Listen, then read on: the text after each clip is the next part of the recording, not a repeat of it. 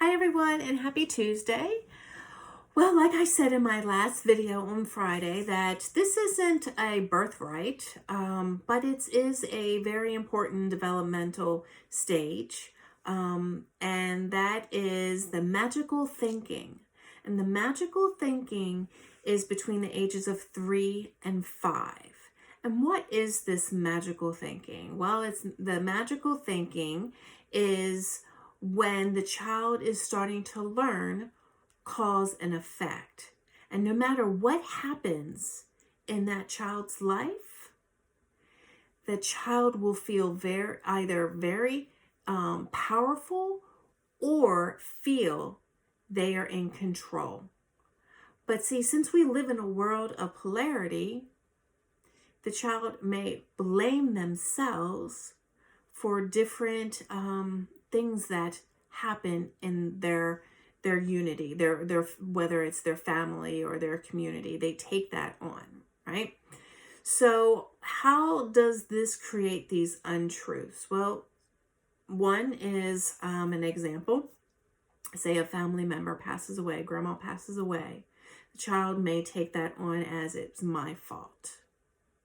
Or if a couple, a mom and a dad divorce, and the child is between 3 and 5, they may blame themselves for the split up of their parents. Now, we all know that the child is not the cause of any of that, but the child during that developmental stage, they don't realize that, and it's very traumatic for them. How else does this show up as an untruth? Well, they may feel like I'm going to save the world, or I'm going to heal the world, or it's up to me to make it all okay. So say mom is having a hard time. That child is going to come and try to save their mom. I'm going to make everything okay for mom, or I'm going to make everything okay for dad, or whoever is in the family unity. Another one, and I know I was guilty of this, is I will suffer so you can be okay. So instead of letting someone else have the experience, the learning experience, or whatever it is that they are supposed to learn from their own experience, let's just take that pain away. Don't want to see you suffer, so I'll take your suffering so you can be okay. Now, obviously, this isn't a conscious thought. It's this habitual behavior that we don't even realize that we do. So how can we rewrite this? Well, it's understanding and feeling like my wishes and my feelings are mine. So then this is where you can create, what are those feelings? What are the feelings that empower you? What are the feelings that create inner peace and harmony and joy within you? Because remember, whatever we create within us, we project that out into the world. And then the world will mirror it back to us. So the more you become conscious of how you are showing up, it also gives you that opportunity to notice when someone is projecting their emotions or their beliefs onto you. And that's when you can, create that line in the sand and say, okay, this is where I stop and this is where you begin. If you feel that way, and maybe it was something I said that triggered it, that's on that person. That's their emotions. That's how they feel. That's how they look at it. And if it's not yours, like if you have a different view of it, or if that's not your intention, or whatever it may be, however it shows up for you, then that's where you draw that line.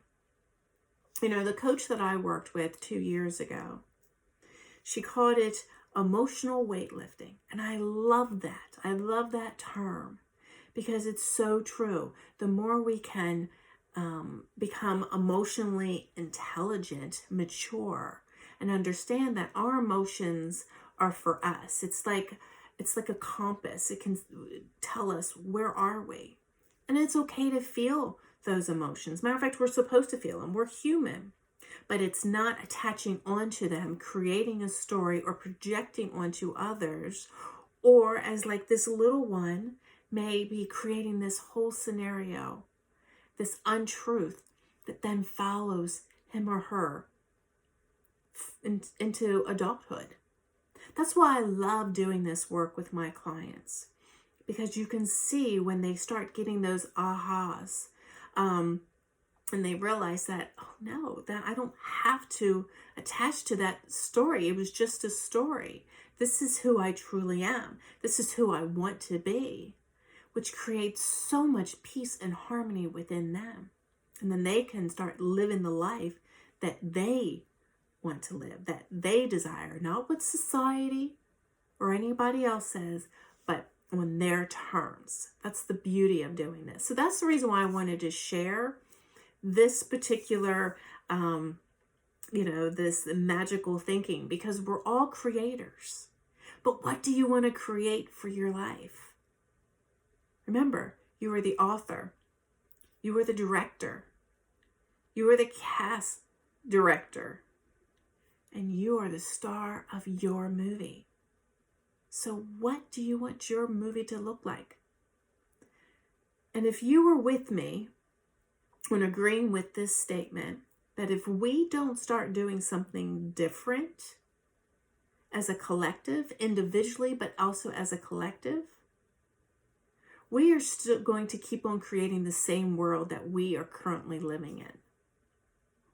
And I don't know about you, but I want to leave this earth a better place for my children and my grandchildren and my great-grandchildren than how I found it, or what I see or what I've noticed. Because again, we create it within us. So I'm peeling away the layers of my onion and getting to the root cause of things as I continue to create a better world. So type yes down below if you too want to create a better world for our children and our grandchildren and their children and so on for many generations to come. If you're watching this on YouTube, be sure to subscribe and like. I am going to be creating a totally different kind of, I don't know what you want to call it. I don't want to say teachings, but just some guidance starting in August. And I'll probably just keep that just for YouTube. So if you're watching this on Facebook or Instagram, go over to my YouTube channel. I'll leave a link down below, and subscribe. And then this way you can see what that series is going to be in August. But thank you so much for watching. I appreciate each and every one of you. Have a wonderful, wonderful evening. And I'll see you tomorrow, because we're going back to our daily shower thoughts. Have a great evening. Take care. Bye-bye.